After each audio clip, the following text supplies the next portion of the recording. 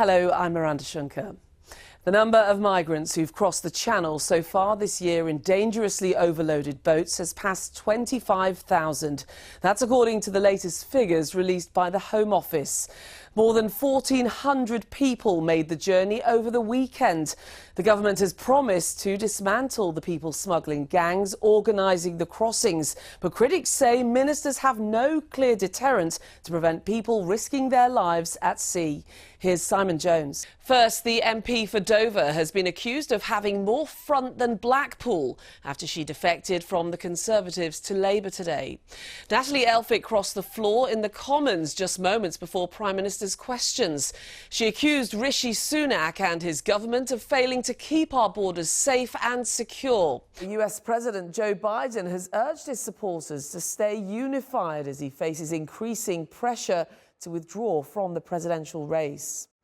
Well, Craig Boswell is in Washington, D.C. for us. And Craig, this is quite an odd situation. He seems determined to stay in the race, but the concerns, they're not going away, are they? First, more than 320 humanitarian aid trucks, mostly carrying food, have entered Gaza through the Egyptian border ahead of Eid al-Fitr, which marks the end of the Muslim holy month of Ramadan. Well, let's now speak to reporter Ashraf Shannon. So a significant increase in the amount of aid coming in. What's triggered this sudden influx? The Israeli army is already stretched, and this situation on the sidelines with Lebanon. Yes. I mean, how much pressure is Netanyahu under to not only reach a deal and get those hostages back before anything may start in Lebanon? Significant pressure. He's under tremendous pressure. Seema Misra was handed a 15-month prison sentence on her son's 10th birthday and was 8 weeks pregnant when she was jailed.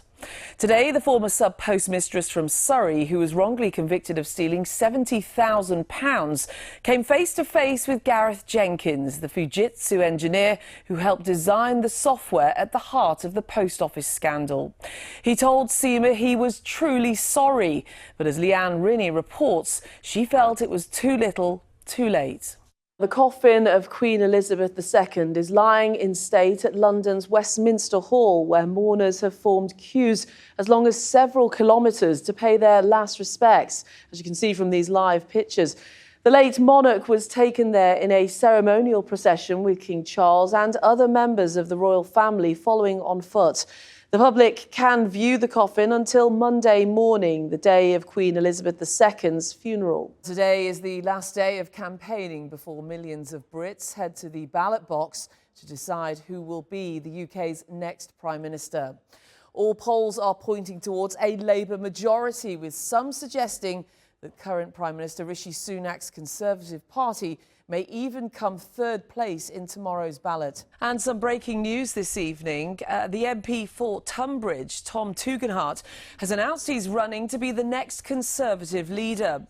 Former Prime Minister Rishi Sunak has formally stepped down from the role, but remains in place until a successor is appointed. Now, France is facing a momentous week in its politics, and one that could reshape the country's direction. The far-right National Rally secured the most votes in Sunday's first round of parliamentary elections. Exit polls show it was backed by around a third of those who turned out, with President Emmanuel Macron's alliance in a distant third. Peter, we saw those protesters out in force in Paris. What's been the wider reaction of this surge of the far right? Because surely there was a big risk of this, given their recent success in the European elections. Now, looking at Jordan Bardella, the leader of National Rally, if he ended up as Prime Minister, can a 28-year-old effectively run a country as big as France? After all, we're talking about the second biggest economy in Europe. This would be a massive promotion. Absolutely. Well, our reporter Miranda Schunke is outside the existing Dartford crossing for us this evening. So, Miranda, what could happen tomorrow? Well, Ellie, yes, tomorrow is deadline day for Louise Hay, the Transport Secretary, to make this decision. Now, it could go one of three ways. Yes, the project could be approved fully, or say with revisions. No, it's rejected fully, or the ministers say they need more time to consider the case. Well, that is it for this evening. We'll be back with bulletins in breakfast from 6:30 from me and the late team. Good night.